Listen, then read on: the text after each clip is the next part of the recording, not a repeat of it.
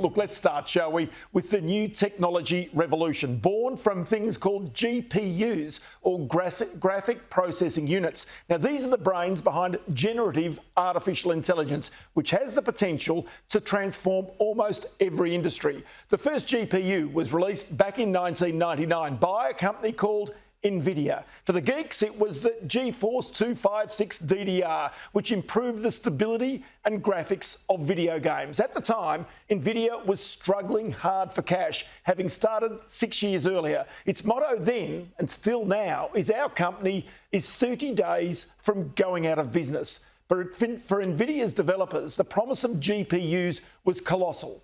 Traditional CPU chips, central processing units, control the general functions of your computer.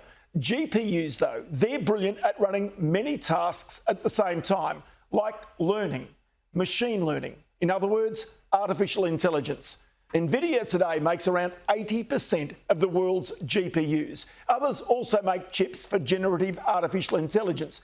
AMD, even Intel. But none is growing faster than Nvidia. 10 years ago, Nvidia as a company was worth just under $1 billion US. Today, it's worth just under 2,000 billion US dollars, $2 trillion.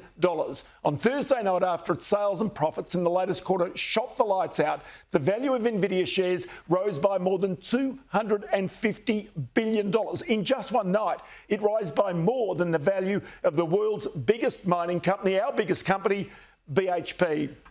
Well, Nvidia has some quite incredible Australian connections as well. The CSIRO has a partnership with it to kickstart artificial intelligence in this country. Other companies have relationships too, like Xenon, an Australian company started in the 1990s by Dragan Dimitrovic, who was building and selling personal computers from age 15. Today, Dragan's company is an elite partner with Nvidia for its GPUs, and he joins me now from his Springvale headquarters. Dragan, many thanks for your time.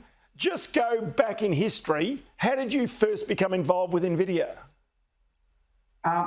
We started out with building PCs in the mid-90s, and around the late 90s, early 2000s, we were looking at how can we actually move up the stack. And so the first thing we looked at was getting into workstations and servers. And at that time, Nvidia was making GPUs for workstations for the post-production industry. So I contacted Nvidia in 2001, and we started actually bringing their products into the country. From there on, they had many developments in many different fields, including GPU computing. So in 2008, when they actually came out with the first Tesla product, they tapped us on the shoulder and said, are you guys interested in actually looking at this general purpose GPU product? And by that time, we were already building supercomputers in the research. Predominantly, those were being run on CPUs. And we thought that this was actually something different and that accelerated science even faster, where it was highly parallelized. And so from 2009, we built the CSIRO, their first GPU cluster. At that point in time, it was the largest GPU cluster in the Southern Hemisphere, and it got ranked top 8 in the Green 500, and I think it was somewhere around 141 of the top 500 supercomputers. And that was all possible with a budget of about $5 or $6 million. So that was sort of like our early start with the Nvidia in the GPU computing. So just explain to me now, as we go forward, and this boom of artificial intelligence is really taking off in almost every industry, where you're seeing demand for this now. What types of industries are taking it up the fastest? Oh, look, initially the biggest uptakers are going to be people that actually are looking at risk mitigation. So things like the financial industry, insurance, mass retailers, and people that are looking for automation.